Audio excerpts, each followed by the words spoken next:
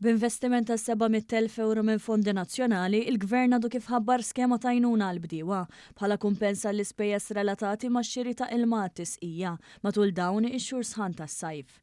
Din l-iskema tnediet mill-Ministru għall-Agrikoltura, is-sajt u drittijiet tal-annimali Anton Refalo li qalli l-ilma hu wieħed mill-akbar sfidi għall-agrikoltura fil-Gżejjer tagħna, speċjalment minħabba l-bidla fil-klima.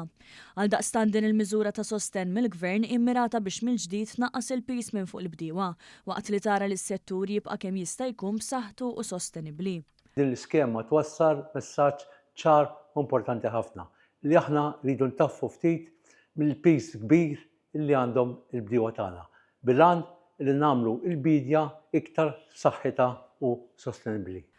Il-bdiewa li jistgħu japplikaw għal tali għajnuna jridu jkunu rreġistrati bħala bdiewa attivi mal-ARPA. Jiklassifikaw bħala kategorija 2 jew ogħla ikunu benefiċjarji tal-iskema ANC fl-2024, jagħmlu użu mill-ilma tisqija fuq ir-raba' saqwi tagħhom meta jixtru bin Bowsers u jridu jkunu xtraw provvista tal-ilm ekwivalenti għal minimu rikjest għal kull kategorija bejn l-1 ta' Ġunju u 30 ta' Settembru ta' din is-sena, skont il-linji gwida.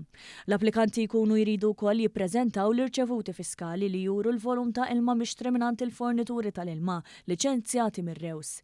L-applikazzjonijiet huma miftuħin sas-26 ta' Settembru fl-uffiċini tal-ARPA fil-Pitkalija jew fir-razzett sperimentali tax-Xewkija Għawdex. Joseph Matthew Pizzani li hu Senior Manager tal-ARPA spjega dan aktar fid-dettall.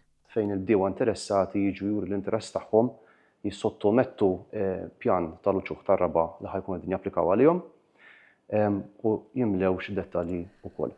Għal aktar tarif dawk interessati għandhom jikkuntattjaw lill-ARPA fuq in-numru 2292 6148 jew b'email fuq arpa.mafa@gov.mt.